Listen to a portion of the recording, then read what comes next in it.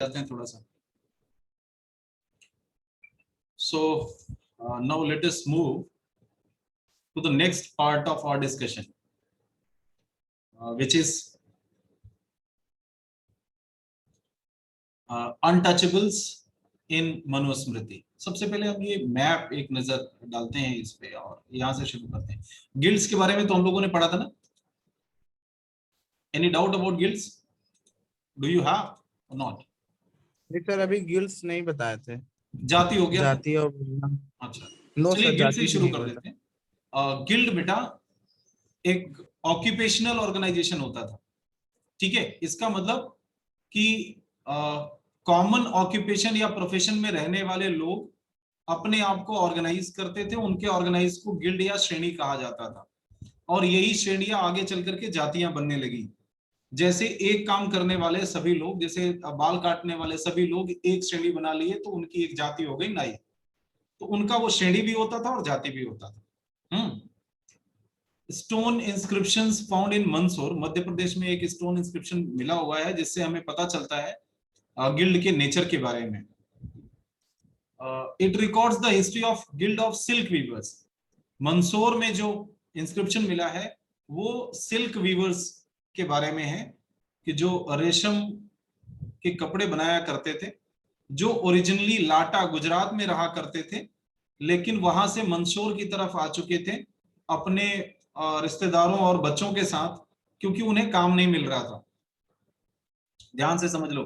तो इससे क्या समझ में आ रहा है कि गुप्त पीरियड तक आते आते या इसके अंत में, गुप्त पीरियड के शुरुआत में तो नहीं लेकिन अंत तक आते आते 4th-5th सेंचुरी में आते आते और ट्रेड बहुत तेजी से डिक्लाइन हो गया था हिंदुस्तान का। क्यों हो गया था? क्योंकि हिंदुस्तान का ज्यादातर जो ट्रेड हुआ करता था वो रोम से होता था।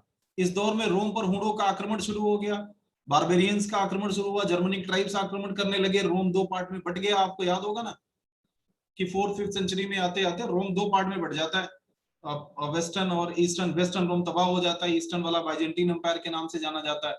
तो इस तरह से रोम की तबाही के साथ साथ हमारे व्यापार के साधन भी कमजोर होने लगे और हमारे यहाँ के जो क्राफ्ट्स पीपल थे वो मजबूर होकर के अपना नौकरी धंधा घर बार छोड़ करके शिफ्ट करना शुरू किए एक जगह से दूसरी जगह। तो ये गुजरात से मंदसौर की तरफ आए थे। So the membership of guild was based on the shared craft specialization. The inscription informs us that apart from common profession shared by the members, they also collectively decided to invest their wealth earned through craft and constructed a splendid temple in the honor of sun god. ये भी देखा जाता है कि ये एक guild के जितने भी लोग थे उन्होंने कॉमन एम्प्लॉयमेंट तो उनका था ही, काम तो वो एक ही जैसा करते थे, लेकिन इसके अलावा ये एक बहुत बड़े से मंदिर बनाने के लिए भी बहुत सारा दान दिए थे, उसका जिक्र है इसमें है। तो जाहिर सी बात है कोई अगर शिलालेख लिखवाएगा तो उसमें दान धर्म की चीजें ही लिखवाएगा ना, अनावश्यक क्यों लिखवाएगा। एंशिएंट इंडिया 500 BC के आसपास के जो इलाके हुआ करते थे उनको इस मैप में आप फिर से एक बार देख लो। मैं बार बार मैप इसलिए दिखाता हूं कि आपको आइडिया लगता रहे, जब आपको मैप के क्वेश्चंस आए तो आप कंफ्यूज ना हो। तो इसमें गांधार, ये गांधार जो शब्द है ये महाभारत में भी आता है, गांधारी। ये इलाका अफगानिस्तान का है और ध्यान रखो कि आज भी ये जगह है, इसको आज कंदहार कहते हैं। तो ये वही कंदहार है जो तब गांधार था, ठीक है।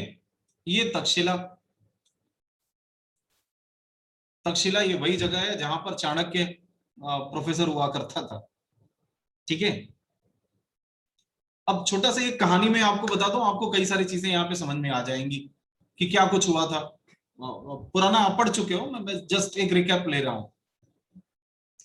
तक्षशिला में चाणक्य या जिसको हम विष्णुगुप्त कहते हैं उस नाम का एक प्रोफेसर हुआ करता था जो वहां पर पॉलिटिकल साइंस पढ़ाया करता था, ठीक है। और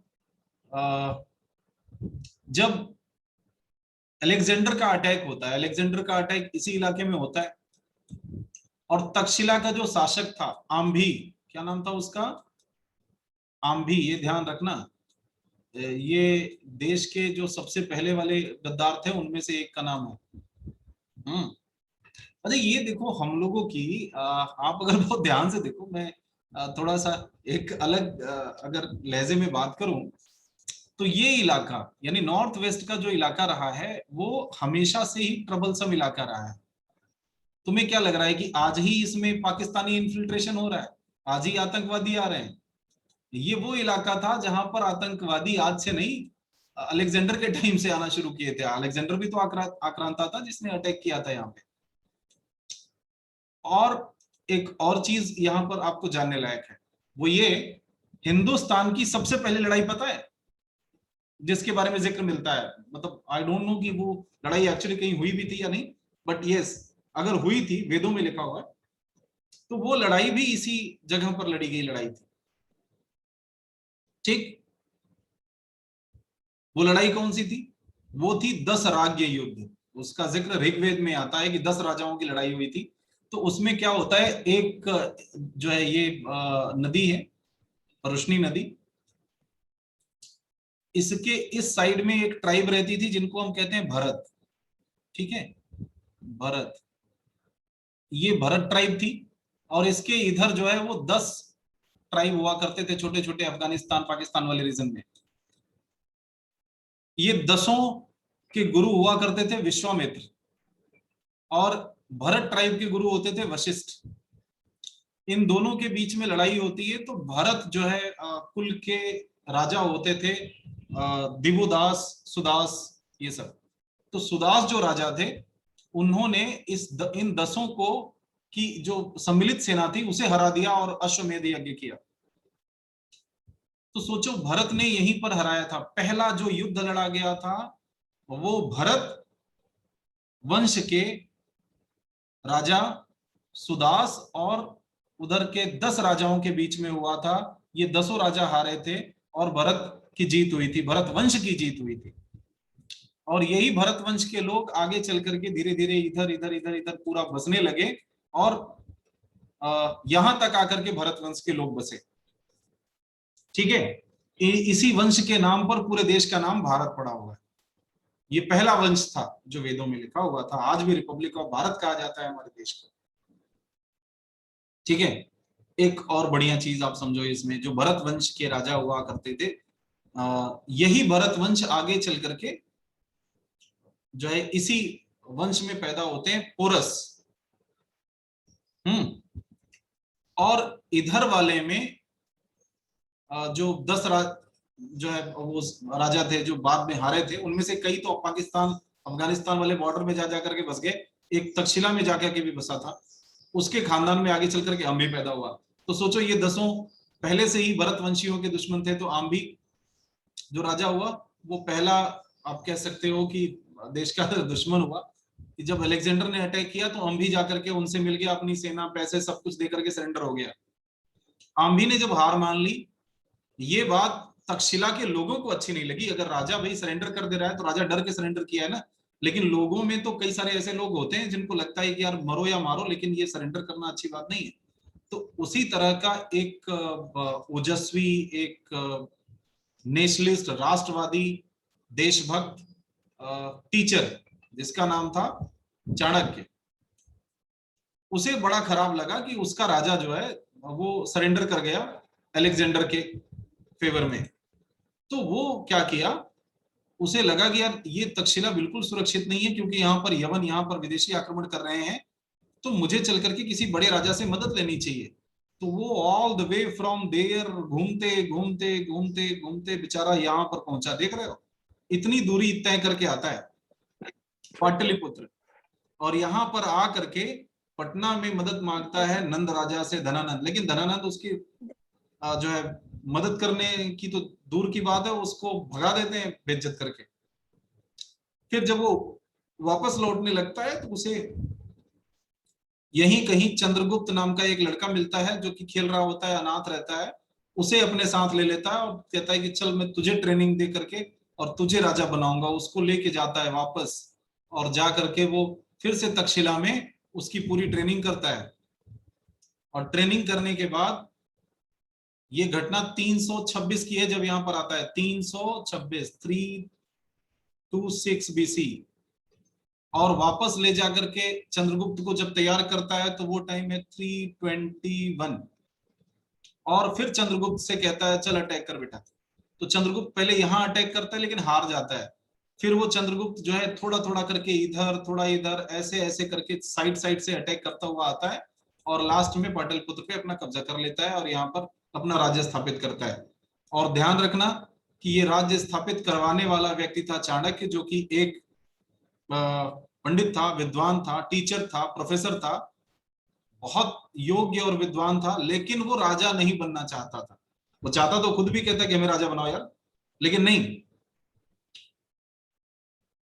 उसके लिए राजा बनना बहुत महत्वपूर्ण नहीं था। उसने तुरंत त्याग दिया, घाट ये राजा तू बन, मैंने देख लिया मुझे जो करना है। कुछ लोग तो यहां तक कि कहते हैं कि जब वो चंद्रगुप्त को राजा बनाया, राज्य स्टैब्लिश कराया, कुछ दिन मंत्री रह करके, और फिर वो चला गया तक्षशिला में पढ़ाने के लिए, क्योंकि वो एक्चुअली टीचर था, उसे किसी पद से कोई लालच नहीं थी। ऐसे बड़े सारे लोग मिलेंगे जो खुद राजा न बन करके दूसरों को राजा बनाते हैं, और वो बड़े महत्वपूर्ण हो जाते हैं। आप ये परंपरा हिंदुस्तान में बहुत सदियों से रही। तुम्हें क्या लग रहा है कि गांधी जी पहले व्यक्ति थे जो राष्ट्रपति प्रधानमंत्री कुछ नहीं बने, जवाहरलाल को बना दिया? उनके पहले चाणक्य ने भी यही किया था, उसने भी चंद्रगुप्त को बना दिया, खुद नहीं बना कुछ। ऐसे उदाहरण देश में हमारे मिलेंगे, बहुत मिलेंगे। अच्छा, एक और गजब की बात बताएं आपको, तो फिर इसके बाद जो भरत ट्राइब थी, भरत ट्राइब में आगे चल करके जो है वो पुरु, जिनको हम पुरस कहते हैं, पुरु वंश में पुरस हुए। आगे चल करके यही वंश बन गया कुरु, और उन्होंने पांचालों के विवाह किया, तो कुरु पांचाल ये वाला जो क्षेत्र है पूरा ये आता है। ये इंद्रप्रस्थ जो आप दिल्ली देखते हो, जिसको पुराना किला, उसे पुराने किले को आज भी, वहां पर एक गांव है जिस गांव को पहले कहा जाता था इंद्रपत। तो ये आज भी वहां पर है, ऐसा नहीं। तो इनको आप ध्यान रखना। खैर हम लोग आगे बढ़ते हैं, मनुस्मृतियों में आ जाते हैं जहां पर थे। मनुस्मृति में अनटचेबल्स के बारे में क्या लिखा हुआ है, ध्यान से समझो। तो ब्राह्मणों ने कुछ एक कैटेगरी के लोगों को अनटचेबल मानना शुरू कर दिया था स्मृति काल तक आते आते। ये ऐसे लोग थे जिन्हें जो है खास करके जो मिनियल जॉब करते थे, जो गंदगी उठाना, चमड़े का व्यापार करना, शव को जलाना, इस तरह के काम किया करते थे, उन्हें माना जाता था अनटचेबल्स। क्योंकि जो ब्राह्मण थे वो अक्सर करके रिचुअल्स करते थे और अपने आप को प्योर मानते थे, इस वजह से वो अनटचेबल्स के यहाँ किसी भी तरह का फूड लेना मना करते थे। ना इनके यहाँ भोजन करते थे, न पानी पीते थे, न छूते थे। ठीक है। अनटचेबल्स के द्वारा किए गए काम को पोल्यूटिंग माना जाता था, कि ये ऐसे काम है जो कि अपवित्र हैं। कौन से काम अपवित्र हैं? जैसे कि हैंडलिंग क्रॉप्सेस एंड डेड एनिमल्स। ठीक है, ये सब काम करने वाले, इन्हें कभी कभी चांडाल भी कहा जाता था। ये सोशल हायरार्की के सबसे बॉटम में होते थे, इनको देखने तक से पाप लगता था, बाकी तो छोड़ दो। ठीक है। रहते कहां थे? ऐसे लोगों को गांव से बाहर रखा जाता था, और डिस्कार्डेड यूटेंसिल्स में खाना खाते थे। मतलब जो ब्राह्मणों के द्वारा या बाकियों के द्वारा जो बर्तन फेंक दिए जाते थे या निकाले हुए होते थे, ऐसे ही आ, ऐसे ही बर्तनों में ये खाना वगैरह खाया करते थे। ठीक है। क्लॉथ्स भी ये वही पहनते थे जो मुर्दों के होते थे, यानी कोई व्यक्ति मर गया, उसके कपड़े उतार के इनको दे दिया जाता था। गहने जो पहनते थे वो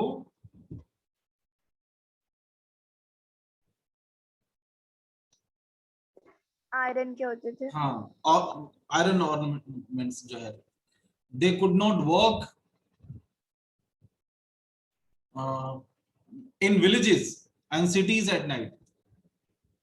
रात में इन्हें बिल्कुल मना किया जाता था, शहर में तुम नहीं आओगे, गांव में तुम नहीं आओगे। क्यों? क्योंकि रात में अगर तुम आ गए, किसी ने तुम्हें छू लिया, फिर जाकर के वो कहाँ नहाएगा धोएगा, तो ये गलत बात है, तुम्हें नहीं आना है। और इनका एक काम ये भी होता था, ऐसे लोग जिनका कोई रिलेटिव नहीं होता था, या लावारिस जो लाशें हुआ करती थी, उनको एग्जीक्यूट करना, उनको जलाना दफनाना, ये सब उनका काम था। तो ये चांडालों की स्थिति थी, इन्हें अनटचेबल माना जाता था। दो यात्रियों के बारे में हम थोड़ा सा बात कर लें, फायान और वेनसांग। फायान 5वीं शताब्दी में हिंदुस्तान आता है, वेनसांग 7वीं शताब्दी में आता है। दोनों के बीच में लगभग 150-200 साल का अंतर है। और दोनों ने हिंदुस्तान के बारे में क्या बताया, दोनों चाइनीज पिलग्रिम्स हैं। ठीक है, फायान ये भी चाइना से आता है। इसने चंद्रगुप्त द्वितीय यानी गुप्त वंश का जो है बहुत महत्वपूर्ण शासक था, जिसे विक्रमादित्य भी कहते हैं, उसके टाइम में आया था 5th सेंचुरी में। क्यों आया था?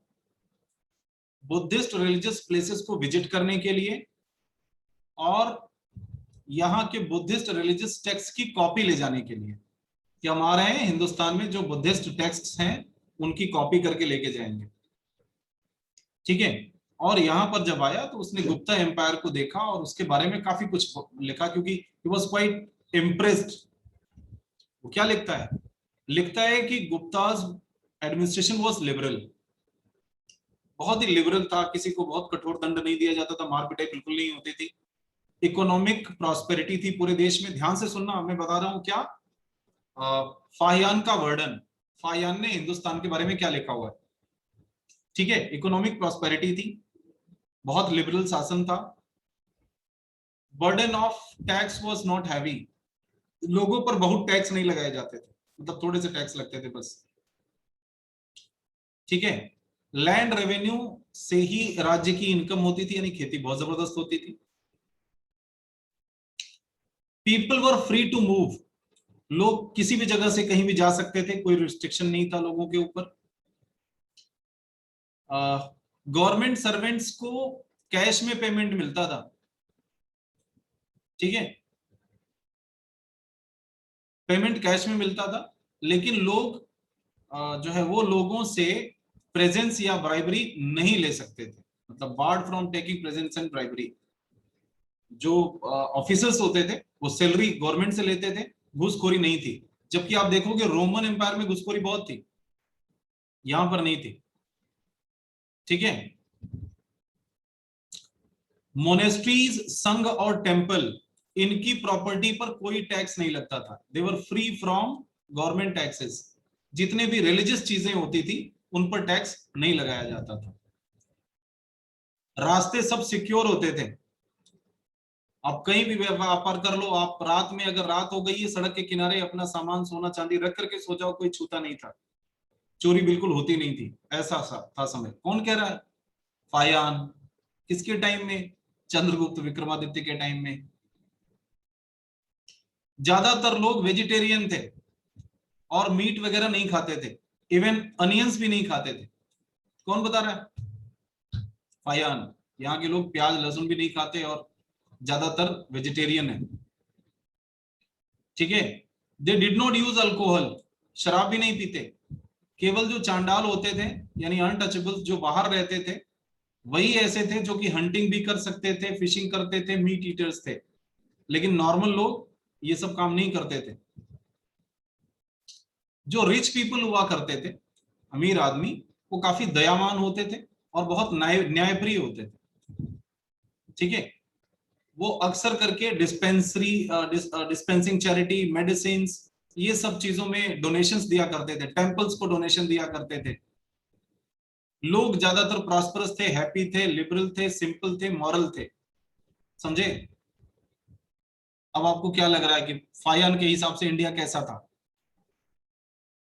एक लाइन, एक एकदम शब्द बताओ। प्रॉस्पेरिटी, कोई कुछ भी प्रॉब्लम बहुत ही नहीं बढ़िया थी। था सर। बहुत बढ़िया था। चलो ठीक है। फिर हमें लगता है इसीलिए इनकी बात ली भी गई है। हाँ हमें लगे इसीलिए हम इनकी बात पढ़ भी रहे हैं, क्योंकि सब कुछ अच्छा अच्छा बता के गए। बेन सांग का भी सर सुन लो, हम इनकी बुक सबका है, सुनेंगे। सर इनकी बुक है जो फायान लिखे थे, या ये भी नष्ट हो गई मेगास्थनीज जेल हाँ में? जी जी जी, फायान की बुक मिलती है, आप खरीद सकते हो मार्केट से, आप लेकर के पढ़ सकते हो। फायान का भारत वर्णन हिंदी में भी अवेलेबल है और इंग्लिश में भी अवेलेबल है, आप मंगा सकते हो इसे। 300-350-400 रुपए की किताब है, आराम से पढ़ो। और स्कूल खुल जाएगा तो आप मेरे से उधार लेके भी पढ़ सकते हो, आई है। लेकिन ये पीडीएफ नहीं है, अदरवाइज मैं भेज देता। हाँ, कुछ बहुत सारी ऐसी बुक्स हैं जो पीडीएफ वर्जन में अवेलेबल हैं, उन्हें अगर चाहिए होगा तो मैं आप भेज सकता हूँ, बिल्कुल भेज सकता हूँ। लगभग 300-350 किताबें मेरे पास पीडीएफ वर्जन में होंगी, so that I can share. खैर आगे बढ़ते हैं। वेनसांग 200 साल बाद आया था, मतलब इसके आने का जो समय है वो 7th सेंचुरी है। और इसके टाइम में जो हिंदुस्तान में शासक हुआ करते थे वो थे हर्षवर्धन। नाम सुना है? Yes sir. Yes sir. तो ध्यान रखना, फाहियान जो आया था वो आया था चंद्रगुप्त द्वितीय के टाइम में, और वेनसांग आया था एम्परर हर्षा के टाइम में। चंद्रगुप्त द्वितीय जो हुआ करते थे वो मगध में रूलर हुआ करते थे, और हर्ष जो हुआ करता था वो कन्नौज में रूलर हुआ करता था। थानेसर, कन्नौज, ये वाला इलाका,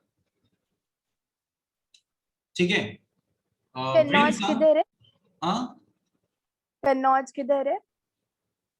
कन्नौज कानपुर देखा है, उधर ही हाँ साइड हाँ, में है। उसको ही हाँ जी। बोल- कन्नौज कान दोनों बराबर है। When he went back to China, he wrote a detailed description of India during the reign of Harsha in his book Si-Yu-Ki. हर्ष के टाइम में आया था वेनसांग, और वेनसांग जब चाइना लौट के गया तो उसने चाइना में एक किताब लिखी सीयूकी, जिसका मतलब होता है record of the western countries. और इसमें वेनसांग ने इंडिया के बारे में बताया। क्यों आया था वेनसांग? वेनसांग भी उसी लिए आया था जिस लिए फाहियान आया था, यानी to gain knowledge of Buddhism and collect religious text, यही काम करने आ रहे थे। वेनसांग ने शहर के लाइफ के बारे में बताया। अब देखो, गुप्तों का टाइम बीत चुका है ना, तो जाहिर सी बात है अब प्रॉब्लम्स थोड़े और बढ़ गए होंगे। गुप्तों का टाइम काफी प्रॉस्पेरिटी और अच्छा वाला टाइम था, लेकिन हर्ष के टाइम तक आते आते मामला थोड़ा सा चेंज हो जाता है। हालांकि बहुत खराब नहीं हुआ है, लेकिन फिर भी वो कहता है कि इस दौर में जो घर हुआ करते थे वो ज्यादातर लकड़ियों के थे, ब्रिक्स के थे, या जो इसमें गोबर का इस्तेमाल होता था। गोबर का कैसे? कच्चा मकान होता था ना, गोबर से उसे लीपते थे, जिसको गोबरी कहते हैं, ये सब लगाया जाता था। ये जो है वेनसांग ने बताया है। City streets were circular and dirty. शहर की जो गलियां थी वो अक्सर गंदी थी। मतलब अब आप समझ लो कि मामला गड़बड़ हो रहा है धीरे धीरे, ठीक है। पुराने शहर खत्म हो रहे थे, नए वाले पैदा हो रहे थे। इंडियन लोग ज्यादातर कॉटन का इस्तेमाल करते थे, सिल्क का इस्तेमाल करते थे, वूल का इस्तेमाल करते थे, और कई तरह के कपड़े पहनते थे। कपड़ों से याद आया, आपको बता दें, हिंदुस्तान में पहले लपेटे हुए कपड़े चलते थे। हड़प्पा से लेकर के और 1st सेंचुरी तक लपेटे हुए कपड़े चलते थे, सिले सिलाए कपड़े नहीं चलते थे। सिले हुए कपड़े जो है वो ग्रीक अटैकर्स, खास करके कुषाणों के टाइम में आए हैं। यानी कुषाणों ने हमें सिले हुए कपड़े पहनना सिखाया है। कुषाणों के टाइम में हमें पैजामा, पगड़ी, ये सारी चीजें हमने सीखी हैं। ये क्या होता है? इसके पहले हम लोग ऐसे धोती नीचे लपेट लेते थे और अंगवस्त्रम ऊपर लपेट लेते थे। सो लपेटा वाला हिसाब चलता था। उसने बताया इंडियंस जो है वो एजुकेशन, लिटरेचर और फाइन आर्ट्स के बड़े लवर हैं। हर्ष के बारे में कहता है कि हर्ष जो है वो अपना 3/4 इनकम रिलीजियस पर्पज पे खर्च करता है। मतलब जितना कमाता है उसका 3/4 धर्म पे खर्चा कर देता है, दान बहुत देता है, ठीक है। और वेल गवर्न था उसका किंगडम, राज्य में शांति होती थी उसके यहाँ भी। फ्री फ्रॉम रिवोल्ट्स, कभी विद्रोह नहीं हुआ करते थे। थोड़े बहुत केसेस मिलते थे लॉ ब्रेकिंग के, मतलब कभी कभी ऐसा मिलता था कि 2-4 केस आ जाए, लेकिन ज्यादा नहीं आता था। फिजिकल पनिशमेंट ढंग से दिया जाता था इस दौर में। अच्छा, इससे पता चलता है क्राइम बढ़ गया था, क्योंकि गुप्त के काल में ऐसा नहीं था, फिजिकल पनिशमेंट बहुत नहीं दिया जाता था। फिजिकल पनिशमेंट मिलता था लोगों से सच उगलवाने के लिए, और जो है ट्रेटर्स को डेथ सेंटेंस भी दिया जाता था, या कभी कभी उन्हें देश से बाहर निकाल दिया जाता था। टैक्सेशन बहुत तो नहीं होता था, लेकिन हाँ फिर भी होता था। और दूसरी बात, लोग जो है वो they were free from operation of government servants, people were almost happy. कुल मिला के बात इसकी भी वैसी ही है जैसे पुराने वाले की, लेकिन थोड़ा थोड़ा डिटेरियोरेशन शुरू हो जाता है। इसने इंडियन फ्रूट्स और एग्रीकल्चरल प्रोडक्ट्स के बारे में बाकी कुछ बहुत कुछ लिखा हुआ है। He praised the quality of Indian pearls and ivory, बहुत सुंदर किस्म के होते थे। हिंदुस्तान में ज्वेलरी और ऑर्नामेंट्स बहुत बढ़िया किस्म के होते थे। और ये भी बताया कि हमारे यहाँ पे बहुत सारे प्रॉस्परस सिटी पोर्ट्स हैं, सी कोस्ट हैं, ईस्ट वेस्ट दोनों साइड में। इंडिया कुछ चीजों का एक्सपोर्ट भी करता था उस दौर में, like cloth, sandalwood, medicinal herb, ivory, pearls, spices, इन सब चीजों के बारे में इसने बताया है। और इंपोर्ट इंडिया क्या करता था? गोल्ड, सिल्वर और हॉर्सेस, ये तीन चीजें हम बाहर से खरीदते थे। सोना चांदी हमारे यहाँ होता नहीं था, और घोड़ा भी हम अरब वगैरह से लेते थे, हमारे यहाँ नहीं होते थे बहुत अच्छे वाले। ठीक है। वेन सांग बताता है कि जो चांडाल हुआ करते थे उन्हें शहर से बाहर ही रखना पड़ता था, और वो गांव में नहीं आ सकते थे, आते भी थे तो एक लकड़ी पीटते हुए आते थे ताकि लोग उनकी छाया तक से बचना शुरू कर दें। तो लाइक दिस आप कह सकते हो कि अनटचेबल्स के बारे में दोनों ही बताते हैं इस दौर में। और बाकी जो चीजें इन्होंने बताई है हमने आपको डिटेल में समझाया। आई होप कि you could understand what फायान and Hiuen Tsang told about India. Could you get it? Yes, sir. Yes, sir. Okay. Yes, sir. So